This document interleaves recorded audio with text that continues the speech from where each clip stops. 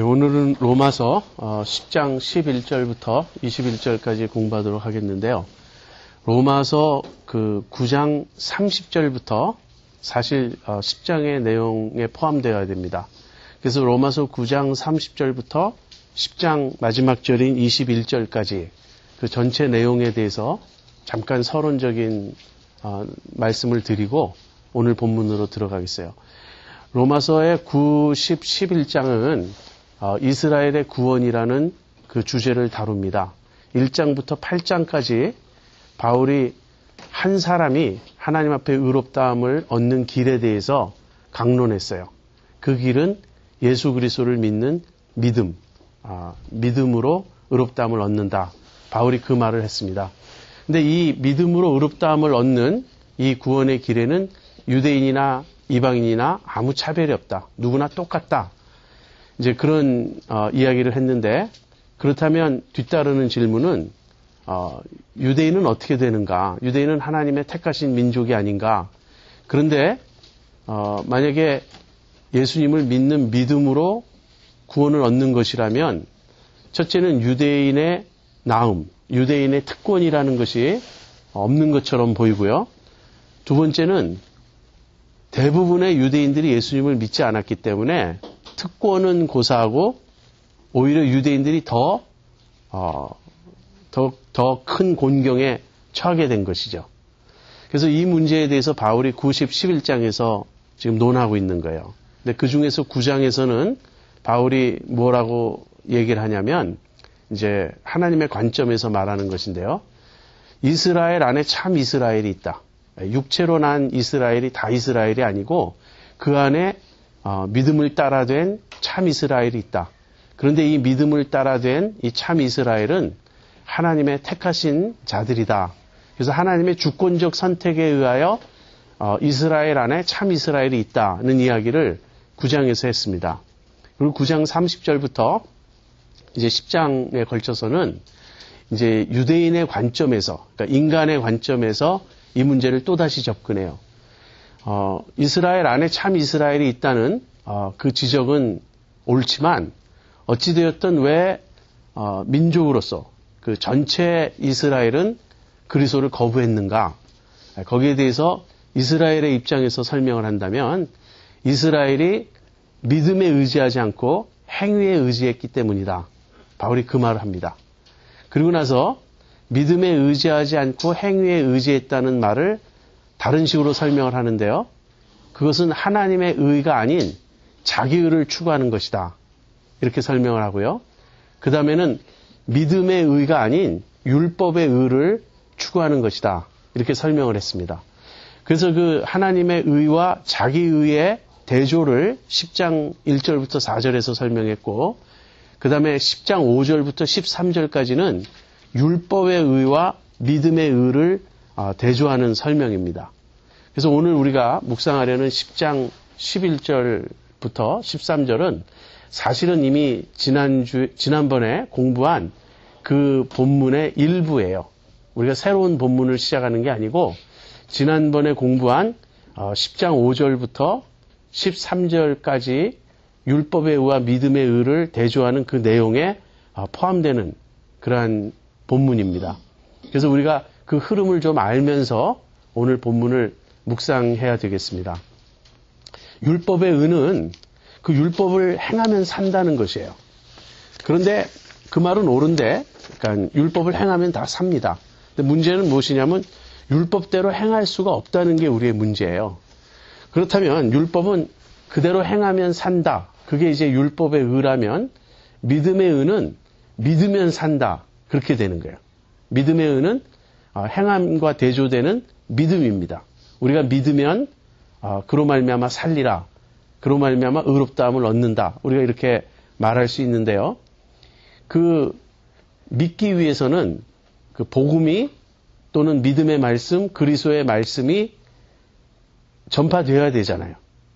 바울은 이미 전파되었다라고 말합니다. 그래서 그리스도의 말씀이 우리에게 어느 정도 가까우냐면 우리의 입에 있고 우리의 마음에 주어져 있다. 그렇게 말했어요. 그리고 나서 우리의 입에, 우리의 마음에, 즉 우리에게 이토록 심히 가깝게 주어진 이 믿음의 말씀에, 복음에 우리가 어떤 반응을 보이느냐에 따라 우리가 구원에 이를 수 있다 하는 것입니다. 어떤 반응일까요? 당연히 믿음의 반응이죠. 그래서 우리에게 주어진 이 복음에 대한 믿음의 반응은 입으로 고백하고 마음으로 믿는 것이다. 바울이 그렇게 설명을 했습니다. 그래서 그 입으로 고백하는 내용은 예수는 주시다 하는 거고요. 마음으로 믿는 내용은 하나님께서 예수를 죽은 자 가운데서 살리신 것, 부활입니다. 근데 예수님의 주되심과 예수님의 부활은 별개의 그 사실이 아니고 연결되는 하나의 진리입니다. 예수님이 부활하심으로써 온 그 만유의 주님이 되셨다라는 그 진리예요. 그리고 부활은 언제나 제가 말씀드렸듯이 언제나 십자가를 전제로 하고 있습니다. 그래서 우리에게 전파된 이 믿음의 말씀, 복음의 핵심은 무엇이냐면 그리스도의 죽으심, 그리고 부활하심, 그리고 높아지셔서 만유의 주되심, 이런 것들입니다. 이제 여기까지 지난번에 우리가 공부한 내용이에요. 그래서 오늘은 이제 11절부터 계속 공부해 나가겠는데 먼저 11절부터 13절을 같이 보겠습니다. 로마서 10장 11절부터 13절. 성경에 이르되 누구든지 저를 믿는 자는 부끄러움을 당하지 아니하리라 하니 유대인이나 헬라인이나 차별이 없음이라. 한 주께서 모든 사람의 주가 되사 저를 부르는 모든 사람에게 부요하시도다. 누구든지 주의 이름을 부르는 자는 구원을 얻으리라. 11절에 바울이 이렇게 말합니다. 성경에 이르되 누구든지 저를 믿는 자는 부끄러움을 당하지 아니하리라. 여기서 누구든지 저를 믿는 자는 부끄러움을 당하지 아니하리라 라는 말은 지금까지 이야기해 온 것을 다시 한번 반복하는 거예요. 입으로 시인하고 마음으로 믿는다는 말을 다시 한번 반복한 것입니다. 여기 인용된 이 말씀, 누구든지 저를 믿는 자는 부끄러움을 당하지 않는다는 말씀은 이미 앞에서 9장 마지막 부분에서 한번 인용된 말씀입니다. 하나님께서 시온에 돌을 두세요. 시온에 하나의 돌을 두는데 이 돌을 믿는 자는 누구든지 저를 믿으면 부끄러움을 당하지 않는다. 그래서 이 하나님께서 시온에 두신 돌은 그리스도죠. 그래서 한편으로는 그리스도를 믿는 자들이 있고요. 믿지 않는 자들은 어떻게 되냐면 그 예수님이란 돌에 걸려 넘어집니다. 그래서 예수님에 대한 반응은 두 가지예요. 예수님을 믿고 부끄러움을 당하지 않던지 아니면 예수님을 믿고 부끄러움을 당하지 않던지 아니면 예수님이라는 돌에 걸려 넘어지던지. 그래서 여기 누구든지 저를 믿는 자는 부끄러움을 당하지 아니하리라 라는 말은 믿음으로써 구원 얻는다는 이야기죠. 근데 여기 부끄러움을 당하지 않는다라는 표현은요. 심판대 앞에서 정죄받지 않는다. 그 뜻이에요. 심판대 앞에 섰을 때 예수님을 믿는 자는 거기서 구원될 것이다. 거기서 구출될 것이다. 하나님의 진노, 하나님의 정죄로부터 구원받을 것이다. 누가? 예수님을 믿는 자는. 지금까지 믿음의 의에 대한 설명이 여기서 요약되고 있습니다. 그런데 12절, 13절에 가면요. 표현을 조금 달리해서 설명해요.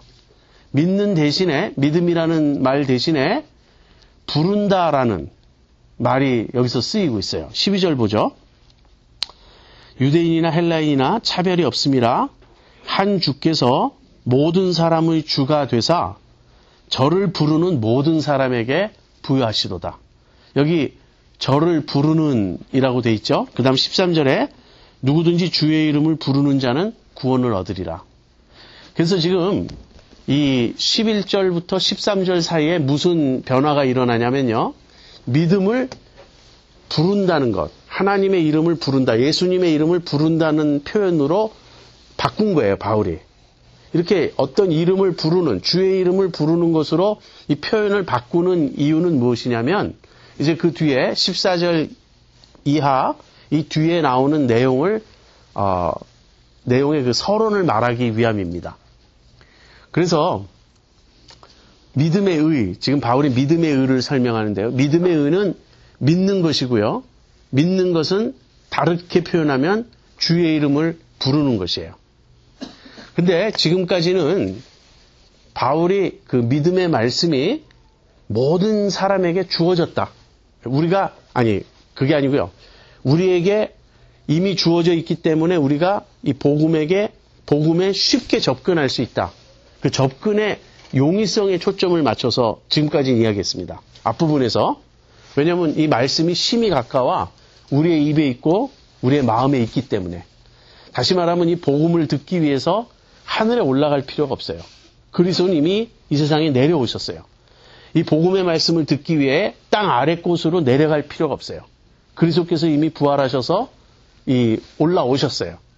그래서 그리스도 또는 그리스도에 대한 말씀, 복음은 우리에게 다 주어져 있고 우리가 얼마든지 그 복음을 접할 수 있고 복음을 알고 있고 복음에 우리가 접근할 수 있다는 얘기가 지금까지의 초점이었어요. 근데 이 11, 12, 13절에서는 이 복음을 통해서 구원 얻는 이 길은 모든 사람에게 열려 있다. 또는 모든 사람에게 동일하다는 그쪽으로 초점이 좀 바뀝니다. 그래서 이 두 가지예요. 11절부터 13절에서 바울이 지금 이야기하는 핵심 내용은 두 가지인데요. 첫 번째는 이 믿음이라는 표현을 부른다, 주의 이름을 부른다라는 표현으로 바꾸어서 설명하는 것이고요. 두 번째는 이 주의 이름을 부르는 이 믿음의 구원의 길은 모든 사람에게 동일하다 하는 것입니다. 거기 12절에 유대인이나 헬라인이나 차별이 없다 이렇게 말하고 있어요. 이 믿음의 길은 차별이 없다. 근데 여러분 앞부분에 우리가 오래전에 공부했지만 로마서 그 3장 그 맨 마지막 부분에 바울이 믿음의 법에 대해서 말하면서요. 이 믿음의 법은 차별이 없다는 이야기를 이미 앞부분에서 했습니다. 다시 말해서 믿음으로 구원 얻는 것 또는 주님의 이름을 부르는 것은 어느 특정 그 택함을 받았다든지 어떤 특정 민족에게 속했다든지 하는 것과는 관계없고 이방인이든 유대인이든 누구나 다 누구든지 주의 이름을 부르면 구원을 얻는다 하는 것이에요. 그 다음에 이제 아까 말씀드린 대로 두 번째는 믿음이라는 말을 부른다라는 말로 바꾸어서 지금 말하고 있습니다. 여기 13절에 누구든지 주의 이름을 부르는 자는 구원을 얻으리라. 이 말은 요엘서에 나오는 말씀입니다. 그런데 이 말을 베드로가 여러분 사도행전 2장을 보시면요. 오순절 날 설교할 때 이 말을 누구에게 적용하냐면 예수님에게 적용해요. 그러니까 예수님의 이름을 부르는 자는 구원을 얻으리라. 베드로가 자기의 설교에서 이 요엘서를 그렇게 인용하고 있습니다. 그러니까 베드로에게 있어서는 이 요엘서의 주가 곧 그리스도인 거예요. 또 바울도 여기서 똑같이 주의 이름을 부르는 자는 이라고 말할 때 그 주가 그리스도입니다. 바울도 그렇게 쓰고 있어요. 그러니까 베드로나 바울이나 둘 다 구약 요엘서에서 주의 이름을 이라고 말한 것을 그리스도에게 적용하고 있는데 요엘서 자체에서는 누굴 가리킵니까? 여호와 하나님을 가리키는 거예요. 그래서 여호와의 이름을 부르는 자는 구원을 얻으리라. 이것이 구약 본문의 원뜻인데 이것을 신약에서 베드로와 바울 두 사도가 다 그리스도에게 적용하고 있다는 거예요. 무엇을 보여주죠? 벌써 삼위일체적인 신앙이 여기 깔려 있다는 겁니다. 이 사도들에게 있어서는 하나님의 이름을 부르는 것과 그리스도의 이름을 부르는 것이 사실 같은 것이었어요. 그래서 여기 한 주께서 모든 사람의 주가 되사. 로마서 3장 29절에서는 의롭다 하시는 하나님은 유대인의 하나님이실 뿐 아니라 이방인의 하나님도 되신다. 그래서 거기서는 하나님으로 되어 있습니다. 한 하나님이 유대인이나 헬라인이나 모든 사람의 하나님이시다. 그런데 여기서는 그리스도가 유대인이나 헬라인이나 그 모든 사람의 주가 되신다. 그 그리스도가 또 하나님 대신 여기서 언급되고 있어요. 그래서 이 구원의 길은 하나님의 의롭다함을 받는 것인데요. 그 구원의 길은 그리스도를 믿는 것이고 그리스도의 이름을 부르는 것입니다. 자, 여기까지가 이제 율법에 의해 대조되는 믿음의 의에 대한 설명이었어요. 이 믿음의 의는 믿으면 사는 것인데요. 믿음의 말씀이 우리에게 주어져 있다. 그리고 누구든지 믿으면 구원을 얻는다. 그러면서 이 누구든지 믿는다는 것을 주의 이름을 부르는 것으로 이렇게 설명했어요. 그래서 이제 14절부터 이 17절까지는요. 그 주의 이름을 부르는 것에 대한 설명을 합니다. 그런데 도중에 16절은 내용이 14, 15, 17절과 조금 다르고요. 18절 이하의 본문에 연결이 돼요.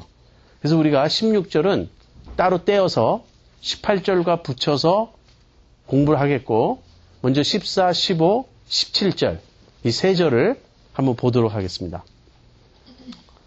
그런즉 저희가 믿지 아니하는 이를 어찌 부르리요 듣지도 못한 이를 어찌 믿으리요 전파하는 자가 없이 어찌 들으리요 보내심을 받지 아니하였으면 어찌 전파하리요 기록된 바 아름답도다 좋은 소식을 전하는 자들의 발이여 함과 같으니라. 그 다음에 17절 그러므로 믿음은 들음에서 나며 들음은 그리스도의 말씀으로 말미암았느니라. 예. 구원을 어떻게 얻는다고요? 지금까지 바울이 구원에 대해서 뭐를 말했죠? 믿으면 된다고. 누구든지 믿으면 된다고. 그런데 믿는 것을 또 다르게 설명하면 주의 이름을 부르는 것이라고 그렇게 바울이 말했습니다. 그러니까 구원을 어떻게 얻느냐? 그러면 믿는 것이고 주의 이름을 부르는 것이에요. 주의 이름을 부르는 자는 구원을 얻습니다. 자, 그런데 그러면 어떻게 우리가 주의 이름을 부를 수 있느냐 하는 것입니다. 이 질문이 이제 등장해요. 주의 이름을 어떻게 부를 수 있는가? 거기에 대한 첫 번째 대답은요. 믿어야 부를 수 있다는 거예요. 믿는 자가 부르는 거예요. 믿지 않으면 부르지 않습니다. 여기서 부른다라는 말은 오 미지의 신이셔 뭐 이렇게 부르는 걸 말하는 게 아니고 하나님을 믿고 그 하나님께 구원을 요청하는 그런 믿음의 울부짖음, 믿음의 부름입니다. 그래서 누가 부를 수 있는가? 이런 질문을 하면요. 대답은 믿는 자가요. 그렇다면 이제 또 다른 질문이 뒤따르죠. 그럼 누가 믿을 수 있는가? 누가 믿을 수 있냐면 들은 자가 믿을 수 있습니다. 그렇다면 어떻게 들을 수 있는가? 누군가 전해줘야 되잖아요. 그러니까 누군가 복음을 전함으로써 듣게 된다. 그렇다면 누가 전하는가? 하나님의 보내심을 받은 자들이. 이렇게 논리적으로 바울이 주의 이름을 부르는 것을 설명해요. 부르기 위해서는 믿어야 하고요. 믿기 위해서는 들어야 하고 듣기 위해서는 복음이 전파되어야 되고 복음이 전파되기 위해서는 하나님이 보내셔야 합니다. 이것을 뒤집어서 설명하면 어떻게 되나요? 먼저 하나님께서 보내셨어요. 누구를? 복음의 일꾼들, 이 전도자들을 보내셨어요. 지금 바울은 자기 자신이 그 입장에서 말하는 거예요. 나는 보내심을 받았다. 바울이 사도잖아요. 사도라는 말의 의미는 보내심을 받았다는 뜻이거든요. 그래서 누군가 보내심을 받습니다. 누가? 전도자들이. 넓게 우리가 적용한다면 우리 모든 예수 믿는 사람들이 그리스도의 증인이죠. 그러니까 이렇게 예수님의 증인으로서 우리들이 또 특별히 사도들이 보내심을 받았습니다. 하나님으로부터 또 그리스도로부터. 보내심을 받은 자들이 그 다음에 무엇합니까? 가서 복음을 전파해요. 복음을 전파하면 그 다음 사람들이 어떻게 됩니까? 들어요. 근데 들은 사람 중에 믿는 사람이 있어요. 믿어요. 그 믿는 사람은 주의 이름을 부르게 됩니다. 자, 이것이 지금 바울이 말하는 주의 이름을 부른다는 말에 포함된 내용이에요.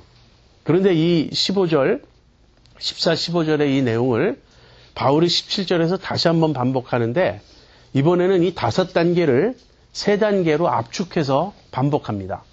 그러므로 믿음으로 무엇이 포함되냐면 이 믿음 안에 부름이 포함돼요.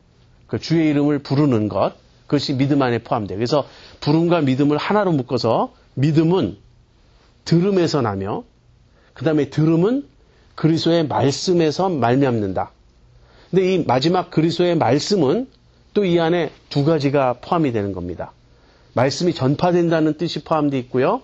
전파되기 위해서 누군가 보내심을 받았다가 포함되어 있어요. 그래서 앞부분에서는 5단계로 설명한 이 복음의 그 흐름을 이 뒤에서는 이제 세 단계로 줄여서 설명합니다. 믿음, 들음, 그리스도의 말씀. 바울은 앞부분에서 이미 충분히 무슨 이야기를 했냐면 이 믿음의 말씀, 이 복음이 이미 이 유대인들에게 이미 전파되었다는 거예요. 그들이 다 들었고 안다는 거예요. 근데 여기서 다시 이 말을 반복합니다. 자, 여러분 생각해 보세요. 지금 바울이 강조하는 것은 복음 전파의 중요성입니다. 이 복음 전파가 왜 중요한가? 기독교가 공격받는 제일 빈번히 공격받는 점이 무엇이냐면 왜 꼭 예수를 믿어야 되느냐 하는 거예요. 왜 꼭 예수를 믿어야 구원 얻는다라고 말하는가? 그러면서 항영 뒤따르는 반론이 무엇이죠? 예수님에 대해서 들어본 적이 없는 자는 어떻게 되느냐 하는 거예요. 여기에 대해서는 우리 기독교인의 입장에서 사실 대답하기가 좀 궁한 것이 사실입니다. 왜냐하면 우리 자신도 궁금하고 우리 자신도 잘 모르겠어요. 복음을 듣지 못하면 어떻게 되는가? 여러분 여기서 본문에서 바울이 지금 계속 강조하고 있는 건 뭐죠? 들었다는 거예요. 들었기 때문에 믿을 수 있었고 믿었기 때문에 부를 수 있다는 거예요. 그러니까 이 복음을 듣는 것은 굉장히 중요한 일입니다. 따라서 복음을 듣지 못한 자들은 어떻게 됩니까? 라는 질문은 타당한 질문이에요. 제가 보기에는. 그리고 거기에 대해서는 성경이 많이 말하고 있지 않기 때문에 우리가 모른다고 대답하는 것이 가장 솔직해요. 근데 여기 이제 여러 신학적 논리가 적용될 수 있는데요. 어쨌든 구원은 그리스도를 통해서만 받을 수 있다 하는 성경의 분명한 가르침이 있고 그 다음에는 하나님이 택하신 자들이 믿는다라는 그런 가르침이 있기 때문에 이것을 종합적으로 다 이렇게 엮어서 어쨌든 복음을 듣지 못한 자들은 할 수 없다. 하나님이 택하시지 않은 것이고 그리스도를 모르면 달리 구원의 길이 없다. 이렇게 결론을 내리는 분들이 있습니다. 저는 이분들의 결론에 타당성이 있다고 생각해요. 왜냐하면 성경 전체적으로 볼 때 충분히 그렇게 추론할 수 있는 가능성이 있습니다. 그러나 그럼에도 불구하고 제 입장은 불가지론이에요. 이 부분에 있어서는. 구원에 이르는 길이라는 그 주제로 4명의 신학자가 서로 이렇게 자기 입장을 발표하고 거기에 대해서 서로 찬반 토론을 하는 책이 있습니다. 원웨이인가 그래요. 그리고 이제 퀘스천 마크가 붙어 있을 거예요. 제 기억으로. 거기에는 4가지 입장이 소개되고 있습니다. 첫 번째 입장은 다원주의의 입장이에요. 종교다원주의. 종교다원주의를 대표하는 인물은 존 힉이라고 하는 영국의 종교 철학자입니다. 이분은 한때 자기 스스로 복음주의 기독교인이었다라고 고백을 해요. 근데 이분이 이제 영국의 그 버밍햄이라고 하는 산업 도시에서 이제 목회를 하게 되었는데 그 산업 도시인 버밍햄에는 이민자들이 많았어요. 영국에는 어떤 이민자들이 많이 오냐면 인도나 이 중동 쪽에서 많이 옵니다. 근데 인도와 중동 사람들은 기독교가 아닌 힌두교와 이슬람을 믿잖아요. 그러니까 버밍햄이라는 도시 자체가 종교가 다양한 그런 지역이에요. 근데 이 존 힉이라는 분이 그 지역에 살면서 보니까 모든 종교에 소수의 아주 경건한 사람들이 있는데 그 경건한 사람들은 다 착하고 훌륭하다는 거예요. 대다수의 형식적인 종교인들이 있고요. 그 다음에 또 소수의 그 종교를 부끄럽게 만드는 못된 사람들이 있다는 거예요. 이분의 관찰에 의하면 기독교라고 더 나을 게 없다는 거예요. 힌두교에도 경건한 힌두교인이 있고 기독교에도 경건한 기독교인이 있고 그 다음에 이슬람에도 경건한 이슬람이 있고 그래서 이분의 결론은 무엇이냐면 모든 종교가 이 궁극적인 실제인 그분은 처음에는 신이란 단어를 썼어요. 갓에 도달하는 다양한 길이다. 그러다가 갓이라는 말 자체가 예를 들면 이제 동양 불교 같은 데서는 갓을 인정하지 않잖아요. 무신론이니까 불교가. 그러다 보니까 이제 궁극적 실제, ultimate reality 뭐 이렇게 좀 철학적인 용어로 바꾸었는데 그래서 이분은 다원주의를 주장했습니다. 근데 그 다음에 두 번째 입장은 뭐냐면 영어로 inclusivism이라는 거예요. 이걸 포괄주의 그 정도로 이렇게 번역할 수 있을 것 같은데요. 이 입장을 대표하는 신학자는 클락 피낙이라는 분이에요. 이분은 복음주의 신학자입니다. 근데 요즘 하도 이상한 말을 많이 해서 복음주의에서 찍혔어요. 아마 쫓겨날 것 같아요, 이 사람. 이분은 어떤 주장이냐면 구원은 그리스도에게만 있다는 입장에 확고히 서 있어요. 그러나 그리스도에 대해서 들어보지 못한 자들 중에도 구원을 얻을 가능성이 있다는 걸 주장하는 거예요. 그렇다면 그들은 어떻게 구원을 얻는가? 그들에게 주어진 계시의 빛이 있어요. 양심이든지 이성이든지 또는 타 종교의 가르침일 수도 있어요. 근데 그런 가르침을 들었을 때 그 가르침에 긍정적으로 반응을 하면서 그 가르침을 통해서 하나님, 자기들이 명확히 의식하지는 못했지만 어떤 신적 존재를 깨닫고 그 신적 존재 앞에 자신의 죄악을 깨닫고 믿음으로 의지하는 그런 사람들이 있을 수 있다는 거예요. 기독교 밖에도. 이분은 그 복음주의자인 만큼 기독교 밖에 어떤 그 의로운 자들, 성자들이 있어서 구원 얻는다라고 말하는 건 아닙니다. 그 입장은 존 힉의 입장이에요. 종교다원주의 입장. 이 클락 피낙의 입장은 그게 아니고 그분들도 그러니까 일종의 자연 계시 있죠. 일반 계시, 성경이라든지 그리스도라든지 하는 이 특별 계시를 몰라도 자연 계시를 받은 자들 중에 양심의 찔림을 받고 회개하고 하나님 앞에서 꿇어 엎드려져서 은총을 구하는 그런 사람들이 있을 수 있다. 그래서 그런 사람들은 그들은 의식하지 못해도 소위 말하는 익명의 그리스도인일 수 있는 거죠. 자신들은 몰라도 하나님 보시기에는 크리스찬으로 간주할 수 있다. 그래서 어쨌든 구원은 누굴 통해서 얻냐면 그리스도를 통해 얻는데 그리스도의 이름을 들어보지 못한 자들에게도 구원의 가능성이 있다. 이 입장입니다. 근데 이 포괄주의 입장은 로만 캐톨릭에서는 널리 이미 인정하고 있는 그런 입장입니다. 그 다음에 이제 세 번째 입장은요. 제가 그 책에서는 세 번째, 네 번째가 저와 다른데 제가 그걸 뒤바꿔서 지금 설명하겠습니다. 세 번째 입장은 베타주의 입장이에요. 그 인클루시비즘과 반대되는 입장으로서 엑스클루시비즘입니다. 베타주의. 그래서 이 베타주의는 아까 제가 설명한 그 입장이에요. 뭐냐면 어찌됐든 그리스도를 믿어야만 구원 얻는 거예요. 그래서 복음이 전파되지 않았던 시대의 사람들 어쩔 수 없는 거예요. 하나님이 택하지 않았다고 밖에는 말할 수 없고 그럼으로써 어쩔 수 없다. 역시 구원은 복음을 들어야만 되고 그리스도를 믿어야만 된다. 사실 이것이 그동안의 전통적인 이 보수주의 기독교의 다수의 입장이었습니다. 근데 이제 네 번째 입장, 이 베타주의 입장은 대표적인 신학자 이름을 거론할 필요가 없어요.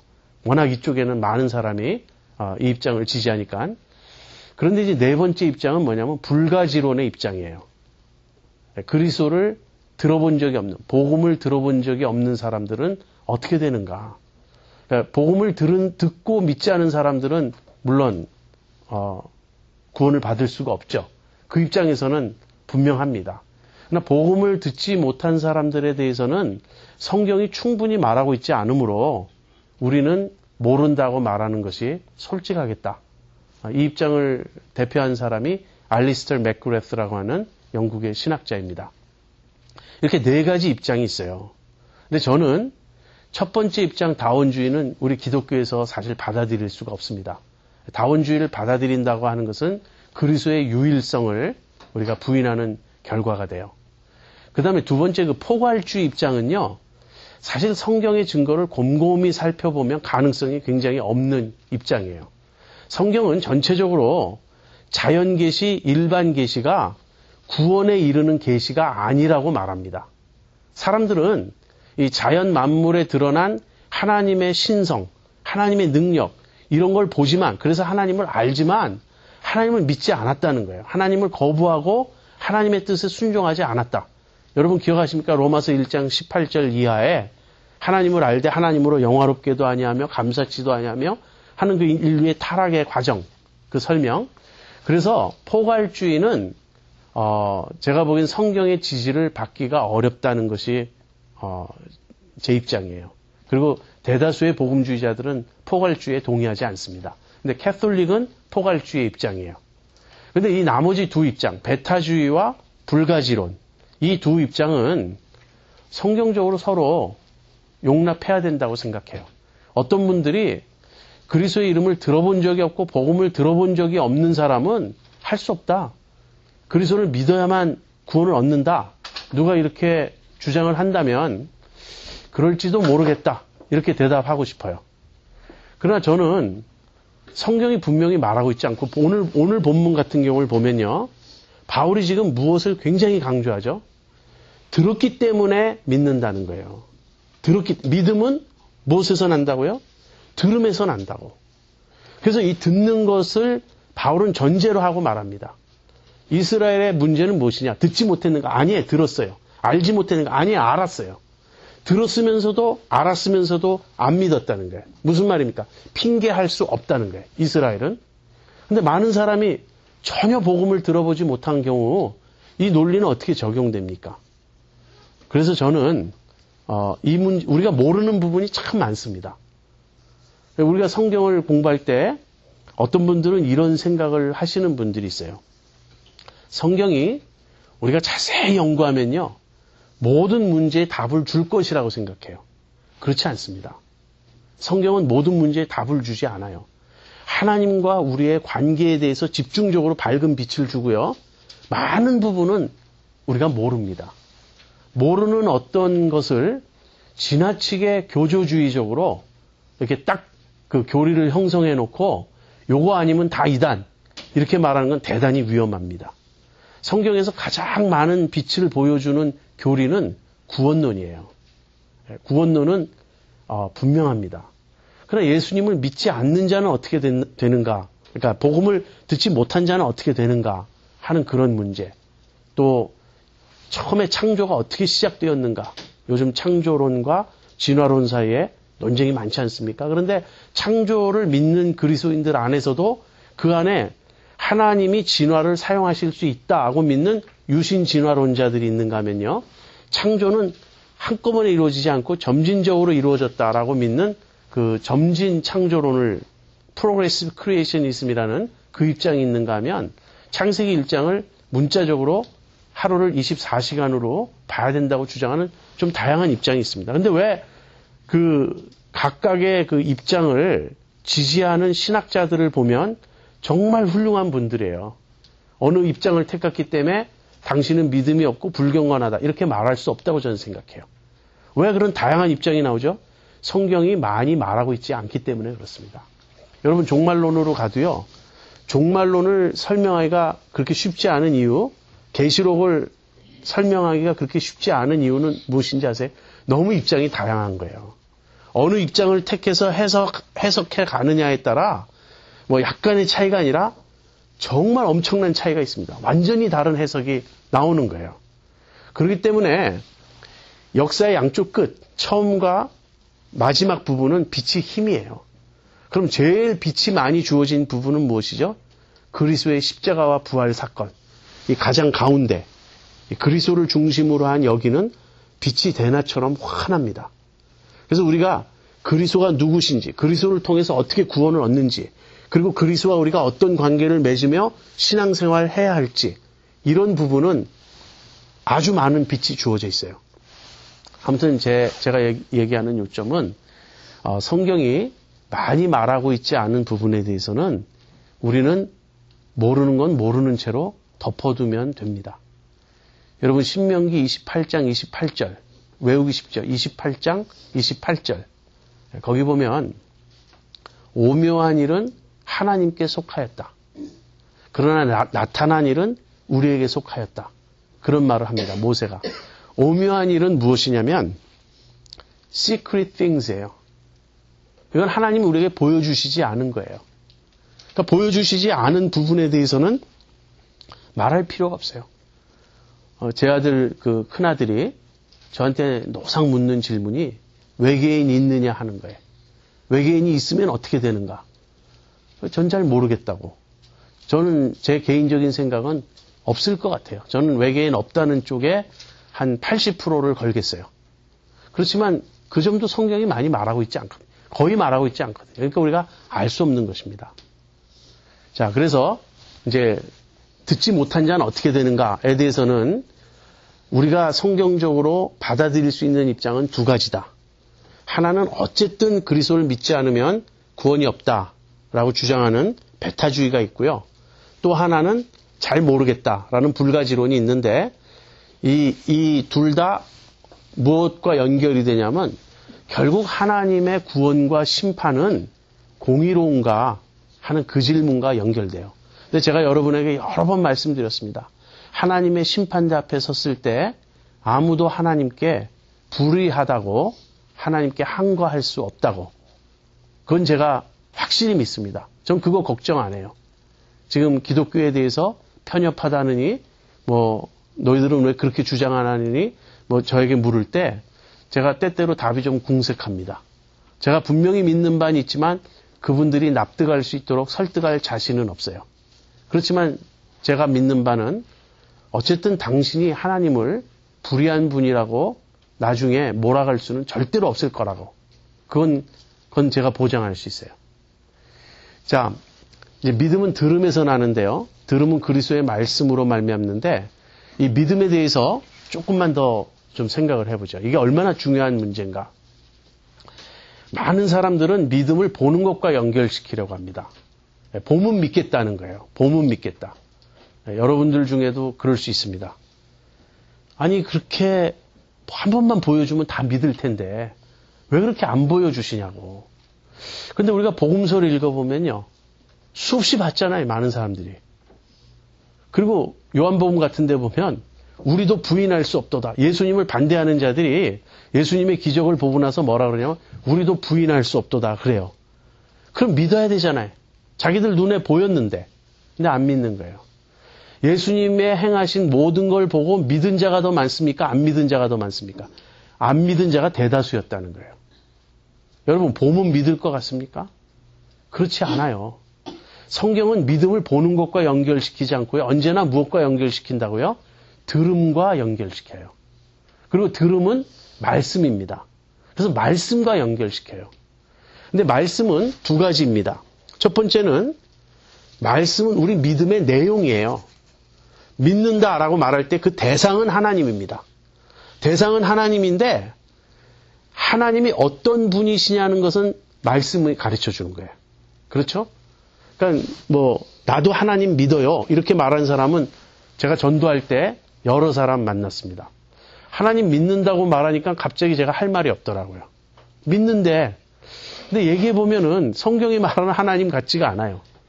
그래서 어떤 하나님을 믿으시나요? 그러면 자기가 생각한 하나님이에요. 그러니까 자기가 생각한 하나님을 믿으라는 게 아니에요.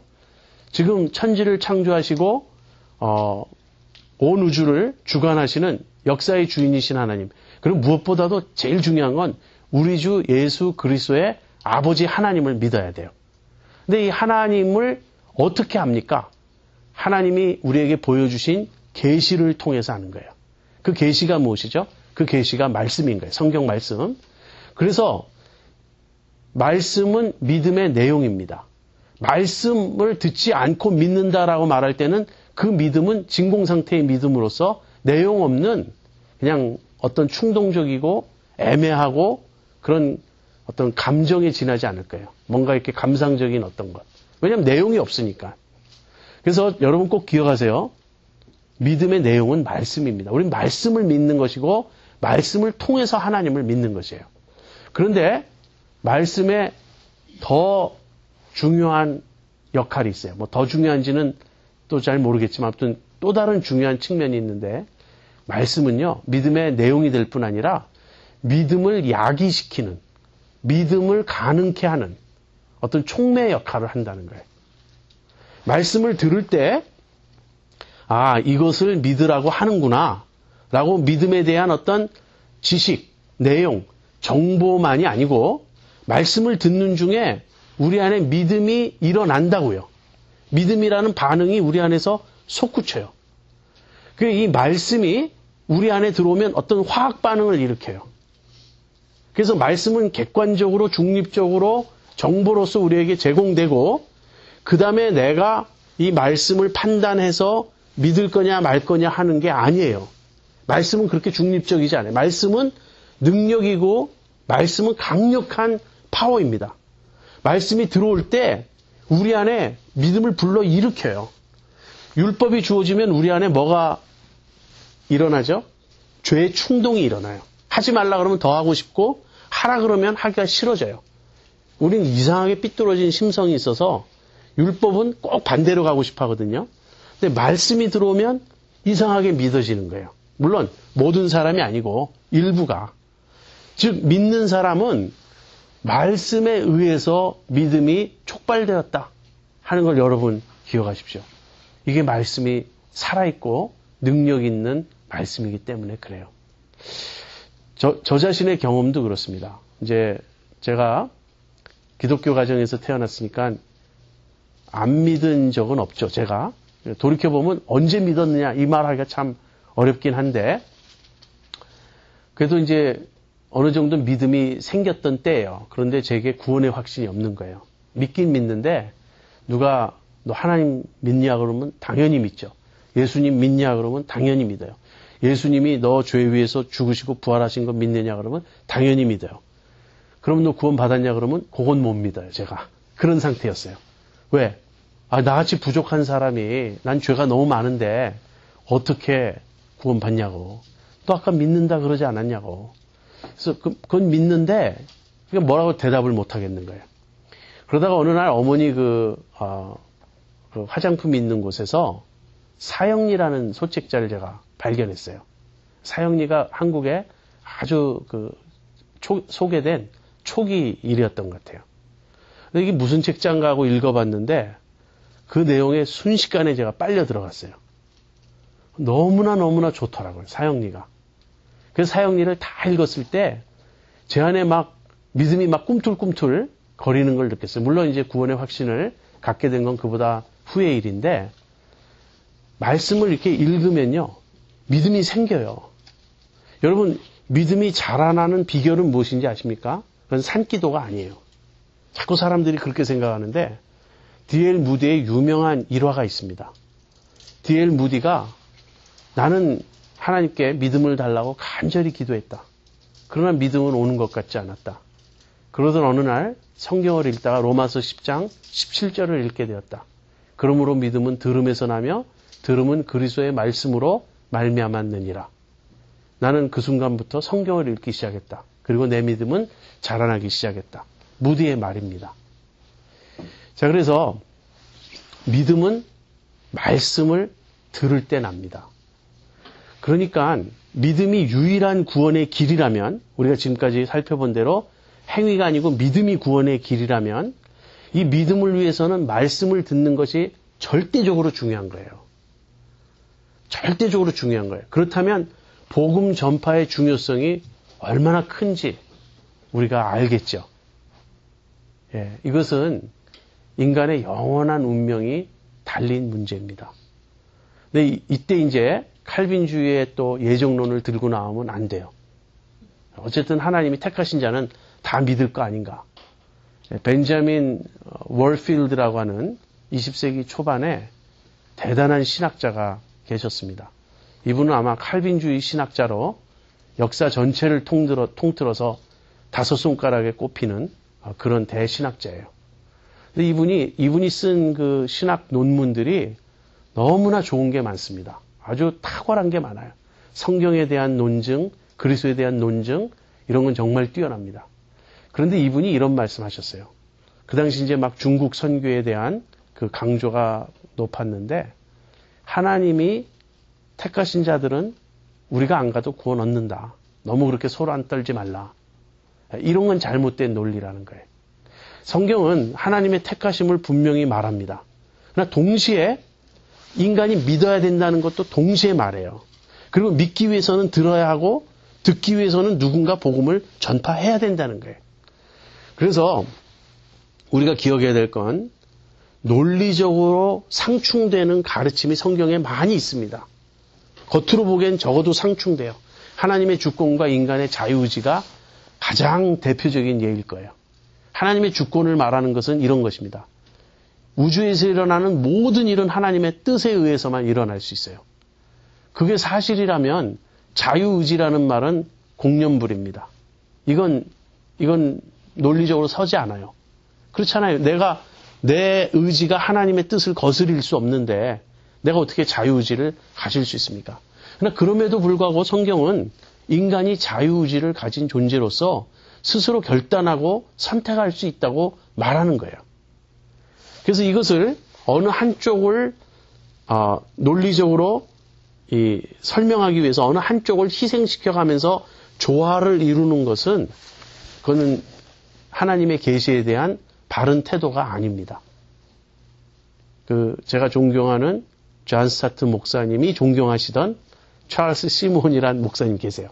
19세기 1800년대 영국의 그 케임브리지 대학의 교목을 몇십 년 동안 하셨던 아주 훌륭한 복음주의 지도자셨는데 그 찰스 시몬이라는 분이 그런 말씀을 하셨어요. Beware of systematizers. 조직화하려는 사람들을 경계하라.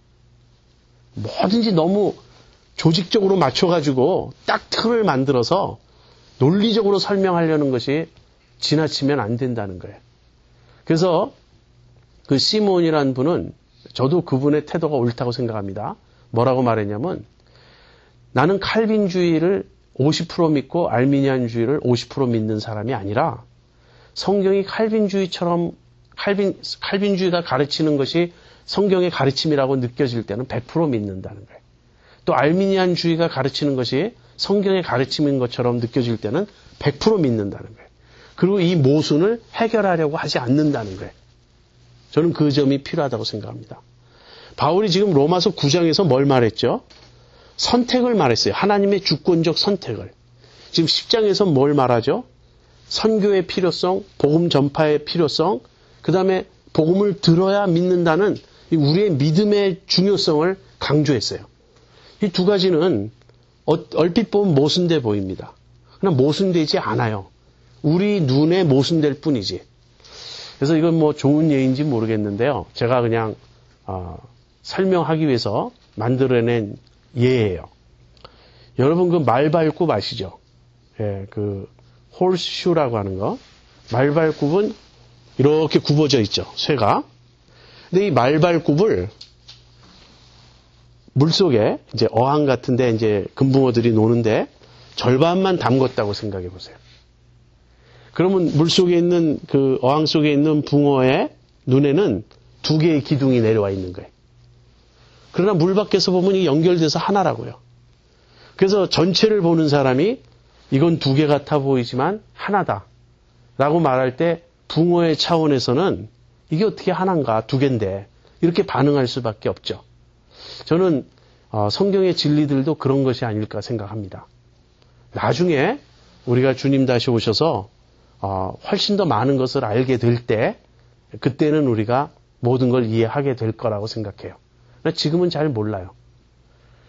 자, 그래서 지금까지 무슨 이야기 했냐면 믿음의 의의가 중요한데 믿으면 사는데 이 믿는 것을 부르는 것으로 이제 바울이 표현을 바꾸고 나서 이 부르기 위해서는 이제 믿어야 되고 믿기 위해서는 들어야 되고 듣기 위해서는 전파되어야 되고 전파되기 위해서는 보내야 된다.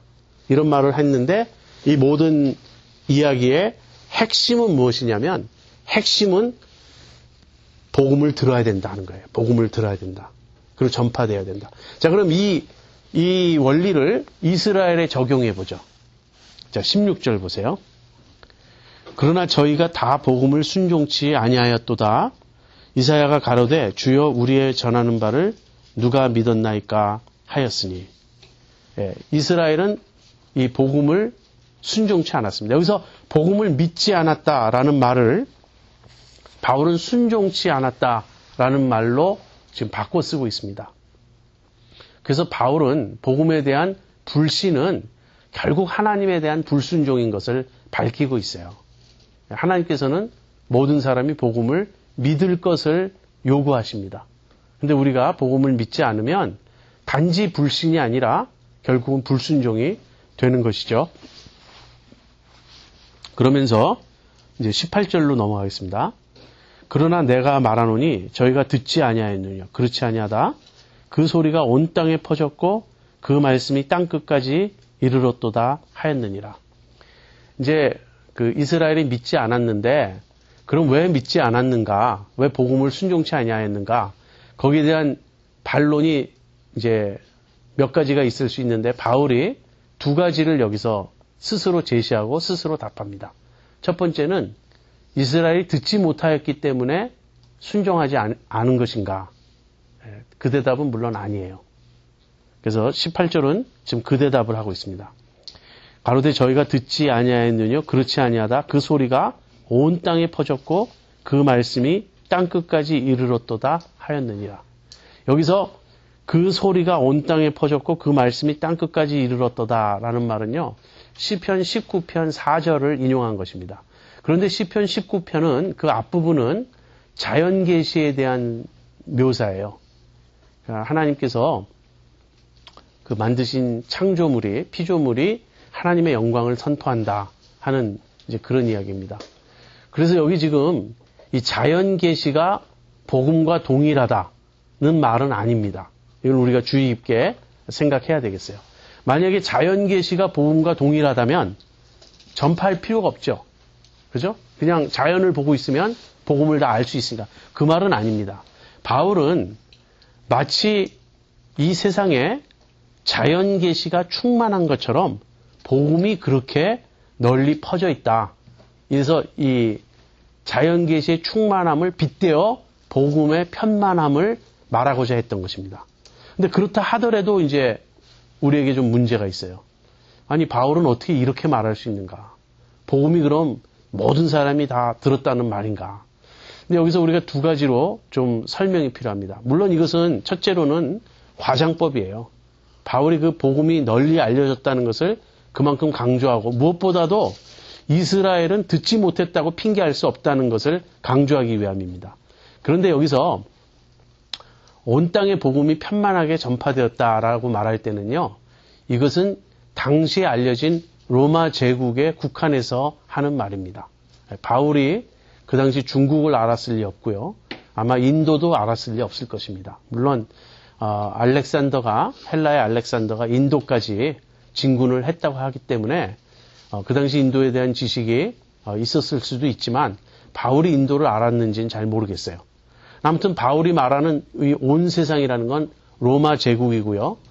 그만큼 복음이 빨리 전파됐다는 것을 알 수 있는 거예요, 우리가. 그리고 바울은 모든 개개인이 복음을 다 들었다고 말하는 것이 아니라 대표적으로 민족들이 그리고 지역들의 복음이 들어가서 복음이 활발하게 전파되고 있다. 이렇게 말합니다. 바울은 로마서 이제 이 지금 우리가 10장을 묵상하는데 뒷부분에 그 15장 19절인가에 가서요. 잠깐만요. 19절인지 29절인지 19절 로마서 15장 19절에 가서 바울은 이렇게 말합니다. 예루살렘으로부터 두루 행하여 일루리곤까지 그리스도의 복음을 편만하게 전하였노라. 자기가. 그러니까 바울 자신의 경험을 미루어 볼 때 그만큼 그 당시 빨리 복음이 전파되었고요. 바울이 로마서를 쓸 당시에는 이제 이 지역에서는 내가 더 이상 복음을 전할 곳이 없다.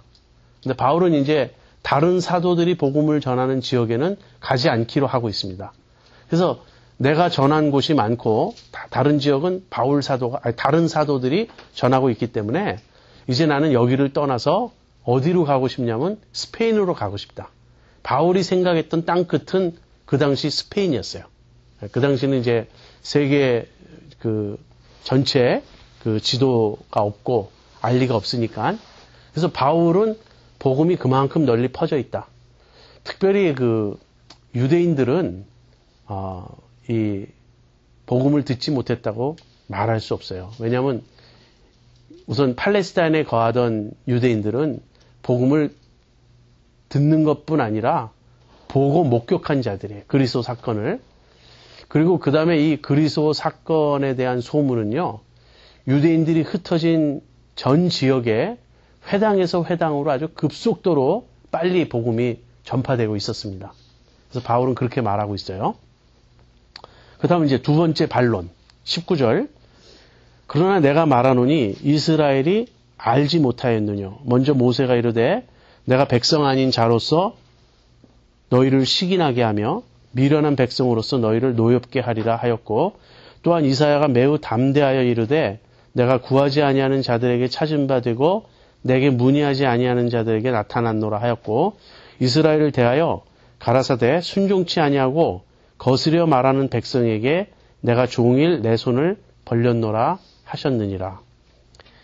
두 번째 반론은 들었을진 몰라도 깨닫지 못하면 어떻게 되느냐 하는 거예요.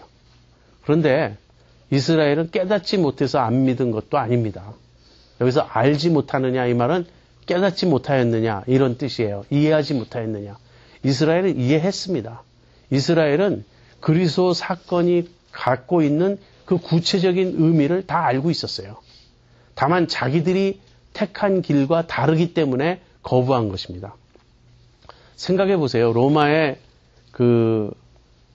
사형수로 십자가형을 당해서 죽은 사람을 메시아로 받아들일 수 있습니까? 유대인들이. 그러니까 그리스도 사건에 대해서 듣고 알아도 그들은 그리스도를 의지하지 않는 거예요. 자기들의 힘으로 행위로 구원을 얻겠다고 한 것이죠. 그래서 이제 거기에 대한 이제 바울의 설명이 좀 독특합니다. 19절에 보면 모세가 이르되 내가 백성 아닌 자로서 너희를 시기나게 하며 미련한 백성으로서 너희를 노엽게 하리라. 신명기 32장 21절을 인용한 말씀인데요. 요점은 이것입니다. 여기 미련한 백성은 누구입니까? 이방인들이죠. 이방인들. 다시 말하면 하나님이 이렇게 말씀하시는 거예요. 이스라엘을 향하여 이스라엘이 이제 신명기에서 무슨 경고를 받고 있냐면 이스라엘이 앞날에 우상을 섬길 것이라는 경고를 받고 있어요. 근데 이스라엘이 참 하나님을 버리고 헛된 우상을 섬기면 하나님은 어떻게 이스라엘에게 벌을 주시냐면 나도 너희를 버리고 이방인들을 택하겠다. 그렇게 말씀하시는 거예요. 그런데 그 이방인이 어떻게 묘사되고 있냐면 하나님의 백성이 아닌 자이며 또 미련한 백성이라는 거예요. 여기서 미련한 백성이라는 말이 의미심장합니다. 무슨 말이냐면 깨닫지 못한 백성이라는 거예요. 이스라엘은 들었고 알았고 깨달은 자들이에요. 이스라엘이 하나님에 대해서 몰랐다. 하나님의 뜻을 몰랐다. 이럴 수는 없는 거죠. 오히려 모르는 자들이라면 이방인들이 모르는 자들이다. 그런데 이방인들은 믿었어요. 근데 안다고 하는 이스라엘은 믿지 않았어요. 이것이 지금 역설적인 그런 역사의 모습입니다. 그 다음에 이제 바울이 이사야서를 인용하는데요. 이사야서 65장 1절과 2절을 인용해요. 근데 1절은 20절에 나오는데요.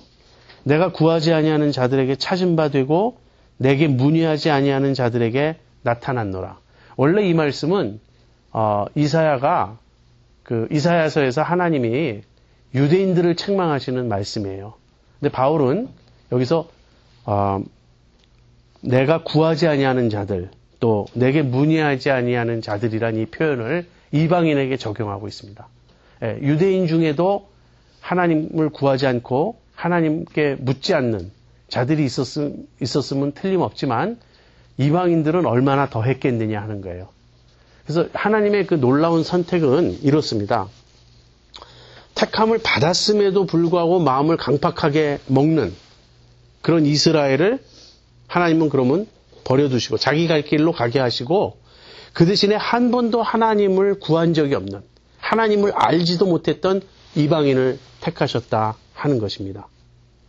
그래서 이제 이사야 65장 2절에 대해서는 가라사대 순종치 아니하고 거스려 말하는 백성에게 내가 종일 내 손을 벌렸노라. 이것은 그대로 이스라엘에게 또 적용을 합니다.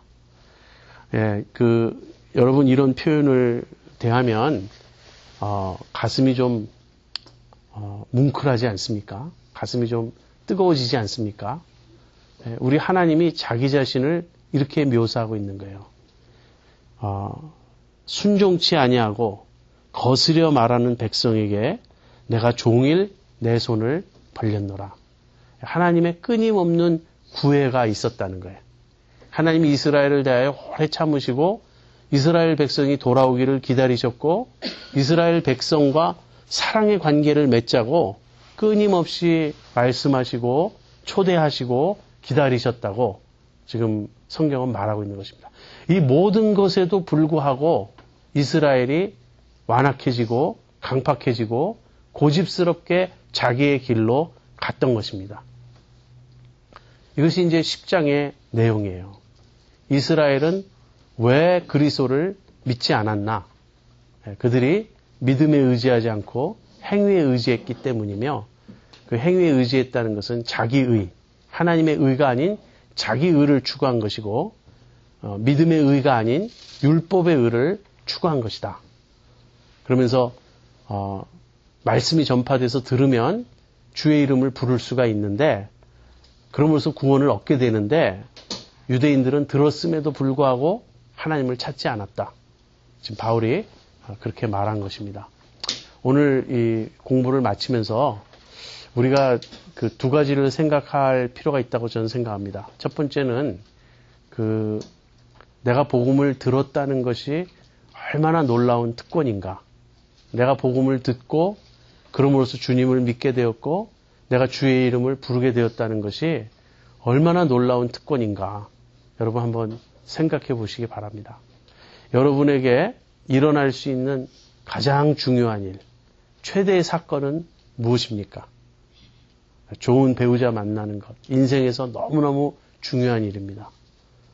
또는 자기의 적성에 맞고 자기가 평생 그 일을 인조해야 할 수 있는 좋은 직업을 갖고 있다는 것도 행복입니다. 또 이 세상에서 우리가 추구할 수 있는 많은 것이 있어요. 그러나 그 모든 것보다 훨씬 더 중요하고 어떤 의미에서 유일하게 정말 중요한 한 가지 일이 있다면 그것은 주님의 이름을 부르는 것입니다. 내가 지금 주님의 이름을 부르고 있어요. 내가 몰랐다면 어떻게 이름을 부를 수 있을까요? 그럼 내가 어떻게 알게 되었나요? 내가 들었기 때문이에요. 누군가 여러분에게 복음을 전해 주었기 때문입니다. 그래서 이것이 첫 번째 우리가 감사해야 될 일이에요. 이미 나에게는 그 일이 일어났어요. 내가 주님을 알게 되었어요. 내가 주님의 이름을 부르고 있어요. 누군가 나에게 복음을 전해 주었어요. 이것은 로또에 당첨되는 것과 비교할 수 없는 사건입니다. 이것은 내가 상상할 수 있는 최상의 어떤 일과도 바꿀 수 없는 일입니다. 그 일이 나에게 일어났다는 이 사실 하나만으로 우리는 영원히 감사하고 영원히 기쁠 수 있지 않습니까? 이것은 모든 예수 믿는 자들의, 진정 예수 믿는 자들의 중심의 고백입니다. 그다음에 두 번째 우리가 기억해야 될 것은 그렇기 때문에 복음 전파의 중요성을 우리가 깨달아야 한다는 거예요. 복음 전파는 절대 어떤 개교회의 성장을 위해서가 아닙니다. 교회 성장을 위해서 우리가 전도지도 나누고 우리 교회 한번 와보라고 권해야 된다는 그런 차원이 아니죠.